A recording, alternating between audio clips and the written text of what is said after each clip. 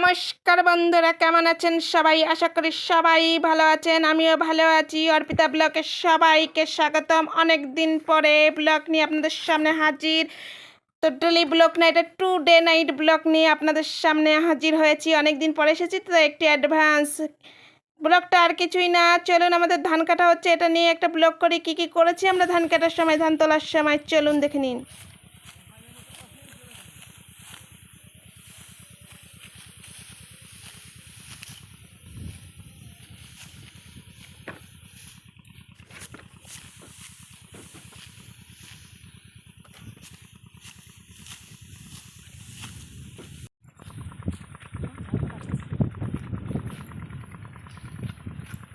এই দেখুন, এদিকে ধান কাটা হয়েছে, আর একটা জমিতে এই দেখুন ধান বাঁধা চলছে। মানে কি বলুন তো, সব জমিতে আর একসঙ্গে করা হয়নি, কিছুটা আগে পড়া হয়েছে। কিছু জমির ধান বাড়ি চলে গেছে, কিছু জমির ধান যে আগে কাটা হয়ে গেছে, শুকনো হয়ে গেছে, সেগুলোকে বাঁধা হচ্ছে। আর কিছু জমিতে আবার নতুন করে কাটা হচ্ছে। সবই চলছে একসঙ্গে, কারণ অনেকটা 4-5 বিঘে জমিতে ধান করা হয়েছিল, তাই সমস্ত কিছু একসঙ্গে চলছে। এখানে চলছে বাঁধার কাজ, আর ওইখানে আপনাদের আগেই দেখলাম কাটার কাজ। এটা চলছে বাঁধতে হয় এমন করে, মানে 2 দিন কাটার পরে রেখে দিতে হয় রোদ্দুরে, 2 দিন পরে এসে তারপরে এইভাবে বাঁধতে হয়, তারপরে এগুলো গাদি মেরে পরের দিন বাড়ি বয়ে নিয়ে চলে যেতে হয়। এদিকে হচ্ছে কি, এই দেখুন বাঁধার কাজ আর কি, সবাই মিলে বাঁধাবাঁধি করছে, আর ওইদিকে কাটাকাটি করছে কিছু কিষান, আর কিছুজন এইদিকে হচ্ছে বাঁধাবাঁধি করছে। এই দেখুন কাঁচা ধানগুলো কাবলিয়ে কেটে কেটে রেখেছে এদিকে।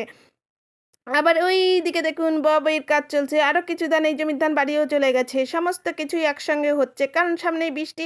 এটা অনেক দিন আগেরই ব্লগ, বলে রাখি। সেই কাজের চাপে আর অনেক দিন আগে করে রাখা হয়েছে, কাজের চাপে আর ভয়েস দিয়ে দেওয়া হয়নি আর কি। এটাই হচ্ছে সমস্যা, অনেক দিন আগের। তার মধ্যে সেই 42 ডিগ্রি তাপমাত্রা চলে গেছে, বৃষ্টি চলে গেছে, সমস্ত কিছু চলে যাওয়ার পরে ব্লগটা আপনাদের কাছে যাচ্ছে আর কি। মানে এত লং টাইম বাদে আমি ব্লগটা আপনাদের সঙ্গে শেয়ার করছি। আর এইগুলো বয়ে বয়ে বাড়ি নিয়ে যাবে। এই দেখুন বাড়ি নিয়ে চলে এসেছে, এইবার বাড়ি নিয়ে এগুলোকে সব মানে বেঁধে বেঁধে বাড়ি নিয়ে চলে যাওয়া হয়েছে। এই দেখুন এইদিকে বাড়ি এসে আমরা কাজ শুরু করে দিয়েছি। এই দেখুন মেশিনে ধান ঝাড়াই করা হচ্ছে, ঝাড়াই করা হচ্ছে, ঝাড়াই করা হচ্ছে।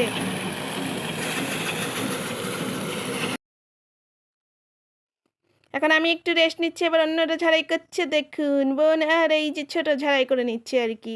আর আমি একটু রেস্ট নিচ্ছি, ওদেরকে দেখাচ্ছি, একটু ক্যামেরা করছি, আর আমি নিজেকেও দেখাচ্ছি। দেখুন গরমে আমরা কি করছি, গরমে দুপুরবেলা কি করছি। এই দেখুন যাতে যাতে কত ধান আমরা ঝাড়াই করে ফেলেছি, আমরাই করে ফেলেছি, আর কাউকে লাগবে না বাবা, আমরা একাই 100।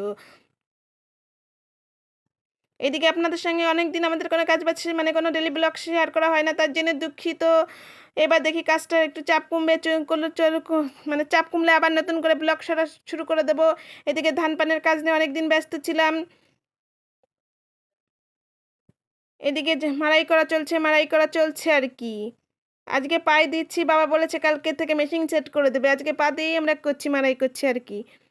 এবার এইভাবে এগুলো করে এগুলোকে ছাপাই করতে হবে, আবার বিচুলিগুলোকে আটি বাঁধতে হবে। এই দেখুন এই যে ধানগুলো এবার ছাপাই করতে হবে। আপনারা বলবেন যে বাবা কেমন মানে লোক যে ধানের মধ্যে ঝাঁটা দিচ্ছে, পা দিচ্ছে। এইভাবে না করে কোনো উপায় নেই, যতক্ষণ না এটা সেদ্ধ করা হচ্ছে ততক্ষণ এত ঝাঁটা পা লাগাতেই হবে, কিচ্ছু করার নেই। যতক্ষণ না এই চালটা ধানে পরিণত, মানে এই ধানটা চালে পরিণত না হচ্ছে, ততক্ষণ আমাদের ঝাঁটা লাগাতে হবে, পা লাগাতে হবে, কিচ্ছু করার নেই। কারণ এইভাবে না পরিষ্কার করলে ধানটা পরিষ্কার করা যাবে না। এমনকি সেদ্ধ করার পরে পা দিয়ে না নাড়লেও তো এটা হবে না, বলবে লক্ষ্মী জিনিসে পা লাগাচ্ছে কেমন মেয়ে ছেলে। তো লক্ষ্মী জিনিসে পা না লাগালে এটা কখনোই আর কি পুরো চালে, এই ধানটাকে পা না লাগালে কখনোই চালে পরিণত হবে না। কিচ্ছু করার নেই, পা লাগাতে হবে, ঝাঁটা লাগাতে হবে, সব কিছু লাগাতে হবে, কিচ্ছু করার নেই। এই দেখুন এগুলো এই যে মানে মেশিনে ঝাড়াই করার পর যে খ্যারগুলো ছিল বা এই ছিল, সেগুলো পরিষ্কার করে এখন বস্তায় ভরে রাখা হবে, কারণ এই উঠানটা পরিষ্কার করে ফেলতে হবে। তার জন্য সকাল থেকে রাত হোক আর রাত থেকে সকাল, কোনো সমস্যা নেই, করে ফেলতে হবে, কারণ আবার কালকে নতুন করে আবার ধান আসবে। তার জন্য এই দেখুন রাত হয়ে গেছে, আপনারা বুঝতেই তো পারছেন। দেখুন পুরো সন্ধ্যা, পুরো রাত হয়ে গেছে, তাও আমরা কাজ করে যাচ্ছি। এগুলোকে ভালো করে গুছিয়ে মানে একটু ছাপচাপাই করে নিতে হবে। এই সমস্ত শুদ্ধ তো আর বস্তা ভরে রাখা যাবে না, তাই একটু করে ছাপচাপাই করে এবার বস্তা ভরে রেখে দেবো আর কি। তারপরে এই দেখুন আপনাদের আমি আবার একটু শিখিয়ে দিচ্ছি যে এইগুলোকে এইভাবে আবার উড়াতে হবে। এইভাবে কুলে ধরবেন, এইভাবে করবেন, আর উড়ে যাবে। মানে কালকে ফ্যানে দিতে হবে বা হাওয়ায়, এখন তো আর অত জোরালো হাওয়া হয় না, তাই ফ্যানেই ধরতে হবে, কোনো সমস্যা নেই। এইভাবে করতে হবে, এইভাবে উড়াতে হবে, আপনাদের শিখিয়ে দিলাম, আপনারাও করে ফেলবেন। এবারে খানিকটা পরিষ্কার করে আমরা এই যে বস্তায় তুলে রাখবো, তারপর তাতে উঠানটা পরিষ্কার হয়ে যাবে। আবার কালকে সকালবেলা নতুন করে আবার ধান মানে ঝাড়াই করা শুরু করতে হবে। এই করতে করতে অনেক 9টা 10টা বেজে গেছিলো। তারপরের দিন ভোর 5টায় আমরা আবার উঠে পড়েছি। দেখুন উঠে পড়ে আবার এই যে বললাম না মেশিন সেট করবে পরের দিন, বাবা এই দেখুন মেশিন সেট করে আমরা আবার কাজে লেগে পড়েছি। দেখুন সকাল সকাল ঘেমে মানে একেবারে একাকার এইদিকে লেগে পড়েছি কাজে। সকাল হোক আর রাত ধান তুলে নিতে হবে।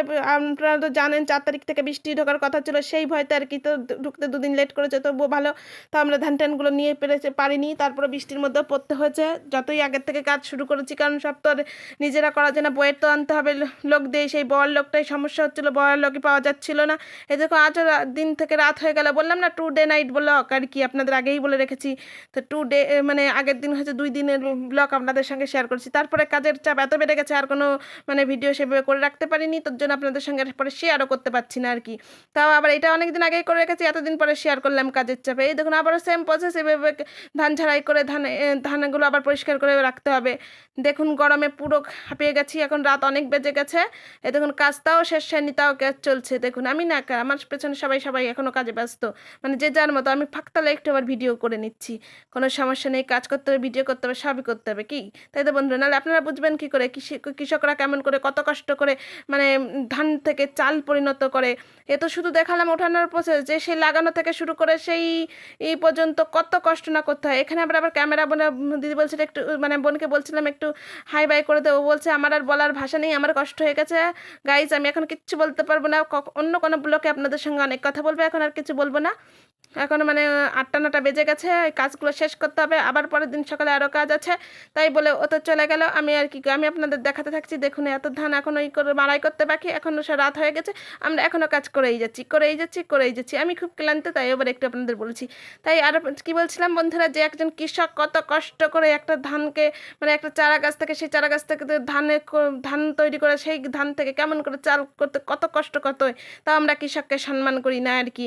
এই যাই হোক, এই যে কাজ চলছে আর কি।